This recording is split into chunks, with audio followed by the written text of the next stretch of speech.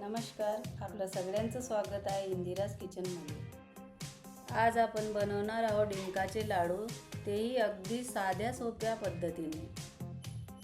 आशा आहे तुम्हाला ही रेसिपी खूप आवडेल। चला तर मग सुरू करूया।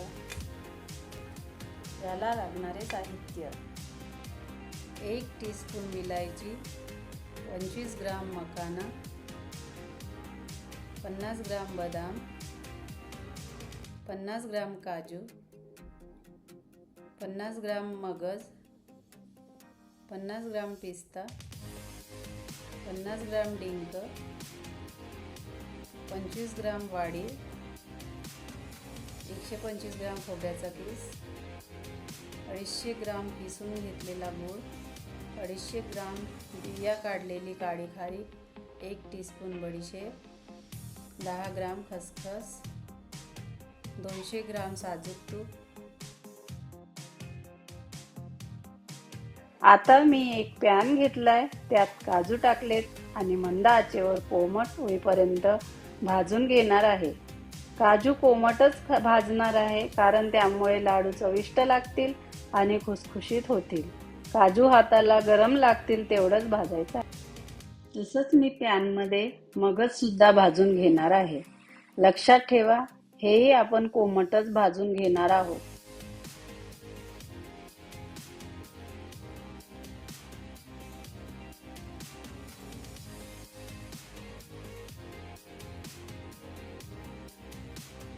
तसंच आपण पिस्ता, बदाम, वाळीव, खोबऱ्याचा किस, खारीक, विलायची, खसखस, बडीशेप, मखाना हे सगळे घटकही कोमटच भाजून घेणार आहोत।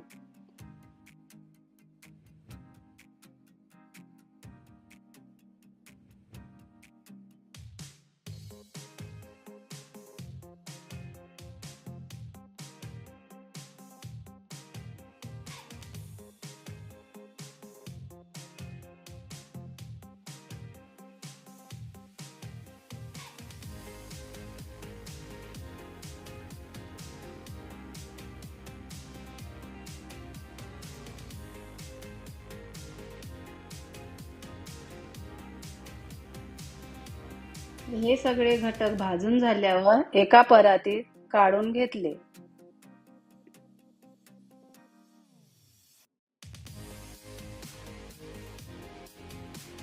आता मी पॅनमध्ये तूप घालून गरम करायला ठेवलंय।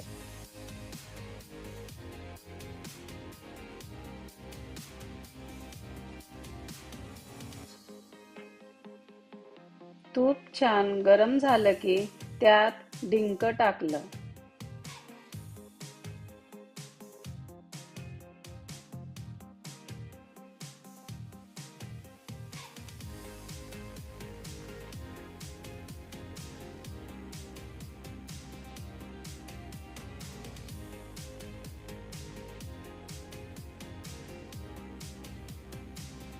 डिंक चांगलं पांढरं फुललं की मी ते एका प्लेटमध्ये काढून घेणार।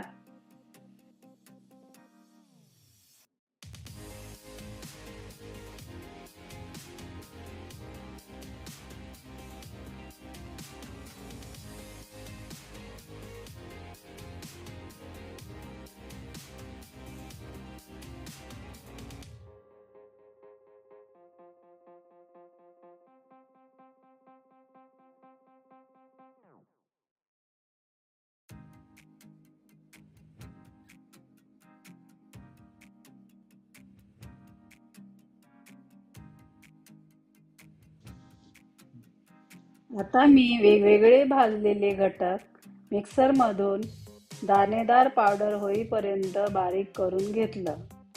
पावडर छान तयार झालं की मी ते सगळं पावडर एका पॅनमध्ये एकत्रित टाकलं।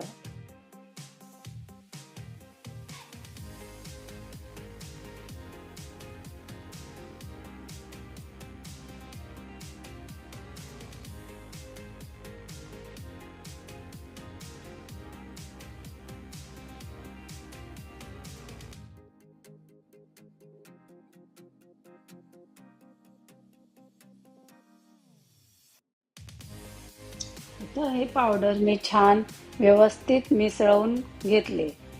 पावडर चांगलं मिसळून घेणं खूप महत्त्वाचं आहे, कारण त्यामुळे लाडवाची चव आणि पोत दोन्ही उत्तम येतील.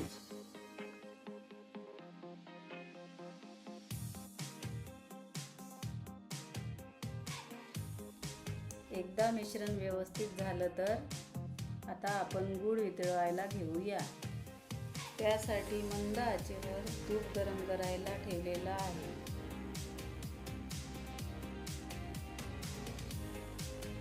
बघा, तूप गरम झालं आहे. त्यात मी आता किसलेला गूळ टाकणार आहे.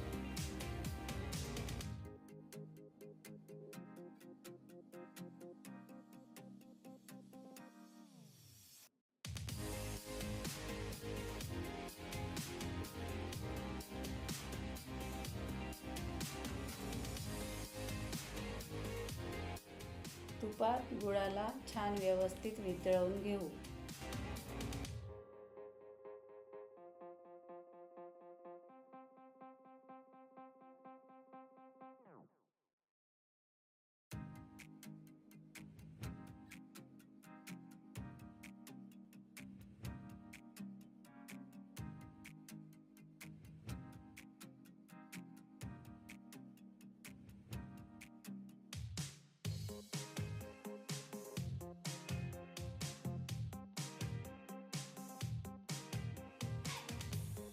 असं एकसारखं दिसायला लागलं याचा अर्थ गूळ वितळलेला आहे.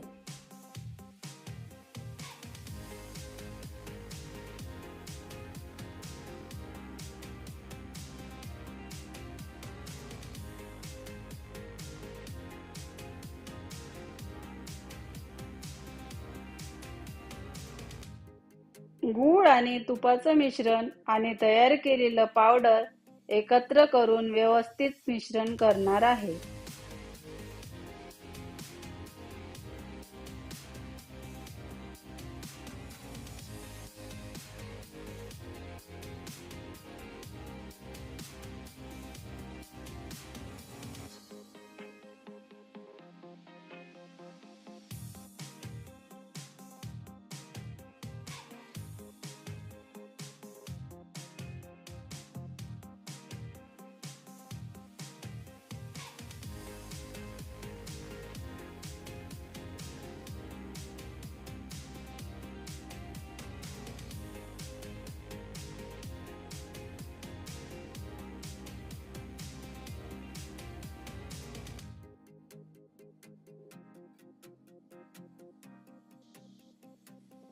एकदा मिश्रण थोडं हाताने मिक्स करण्यायोग्य थंड झालं की ते हाताने चांगलं मिक्स करा, म्हणजे सगळं व्यवस्थित मिसळेल.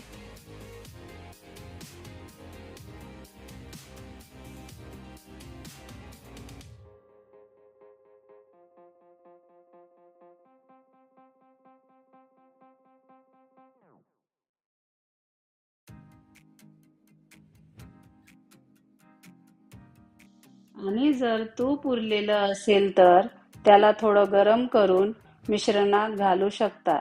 यामुळे मिश्रण चांगलं होईल.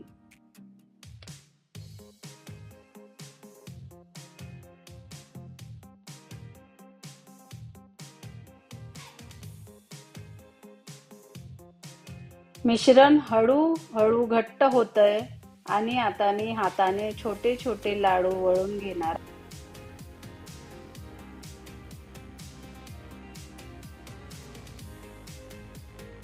तुम्ही आपल्या इच्छेनुसार लहान, मोठे किंवा उपयुक्त आकारानुसार लाडू वळू शकता. आणि हे आहे आपले पौष्टिक डिंकाचे लाडू तयार. हे लाडू खूप पौष्टिक आहेत आणि विशेषतः हिवाळ्यात खूप उपयुक्त असतात. आशा आहे तुम्हाला या रेसिपीचा आनंद मिळेल. जर ही रेसिपी आवडली असेल तर लाईक करायला विसरू नका आणि ही रेसिपी आपल्या मित्रमंडळी सोबत शेअर करा.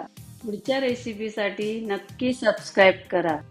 चला मग भेटूयात पुढच्या रेसिपीमध्ये. धन्यवाद.